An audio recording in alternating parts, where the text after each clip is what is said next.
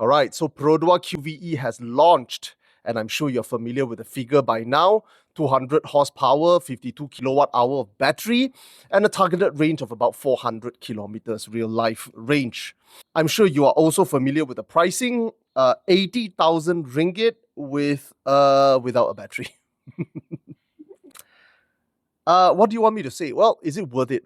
Now, I look at their marketing direction and I look at all the media are saying with tears flying all over their face and all. The direction seems to tell me that this is the first Malaysian developed EV. I am sure there's a lot of Malaysian element here involved because this is not like eMas 5 or eMas 5, which is a direct batch engineering. So I'm sure there's a lot of Malaysian input in the entire project. But I'm not going to talk about that today. The reason is because let's not play with emotions. So I will only look at the numbers. Let's crunch the numbers. All right?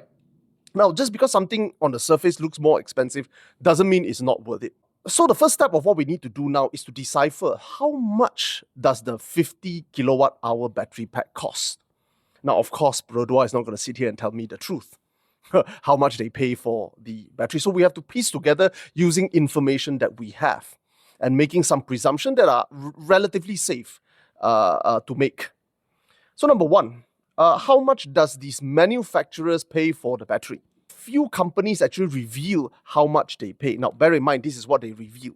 Companies always tell you how high their cost is. They will never underreport their cost unless they are raising capital. So always take it with a grain of salt whenever they tell you how expensive their cost is, because it's never that expensive. But for the benefit of Perodua, let's take it at face value. Leapmotor has stated that it cost them $56 per kilowatt hour to buy the battery cell, just the cell itself. And based on various sources of what I pieced together, the complete pack itself will increase the price by 1.5 times. So basically, you can say that give or take, it will cost a manufacturer about 70 to 80 US dollar per kilowatt hour. Now, I'm going to give Perodua the benefit of the doubt. Fresh meat, they're going to walk in like they don't know anything, make car, first day make car, never made any car before, and pay market price for these things. Let's double their cell to complete pack costing, which means that let's presume Perodua's cost per kilowatt hour is 100 US dollar. That means their battery pack will cost 21,000 ringgit, give or take. Now, a quick math here tells us that, hey, wait a second, something is wrong here. We are told that you are supposed to sign up to their battery because they are not selling with battery, they are leasing the battery. And they are leasing at 275 ringgit per month, and they're covering it for 9 years. That's a total of 108 months. You add that up, 275 times 108 months, you get 29,700 ringgit, 30,000 ringgit. So basically, in 9 years, you will pay 9,000 ringgit more. This is basically the interest they are charging you on. Now, is it worth it?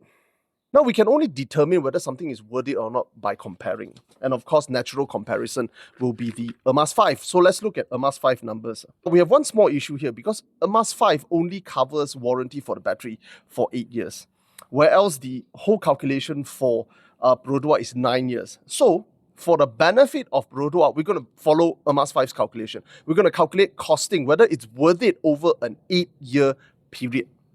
Now, eMas 5, I'm going to take the high spec one, which is 70,000 ringgit. Okay, 70,000 ringgit, let's say you take full loan, and let's say you take 8 years loan, which I really advise you not to, but let's say you do. You are paying 875 ringgit per month for 96 months. All in all, you are paying 84,000 ringgit. So you are paying about 14,000 ringgit worth of interest over an 8-year period at 2.5%. I calculate based on 2.5%. All right. Now, this Perodua is 80,000 ringgit. Your loan amount will be 1,000 ringgit a month. However, you have to add the battery cost in, which is 275 ringgit per month. So 1,275 times 96 months. Total amount that you will pay in 8 years or 96 months later will be 122,400 ringgit. The differentiation would be 38,000 ringgit more than eMas 5 in 8 years' time. 38,000 ringgit if you round it up to 40,000. And let me remind you, the cost of the battery, based on a very conservative calculation, is 21,000 ringgit. In 8 years, the differences that you pay can already buy 2 battery packs for the QV-E. After 8 years, the amount you pay for Perodua EV is equivalent to 1.5 eMas 5 high spec. I don't know, man. You tell me, is it a good deal?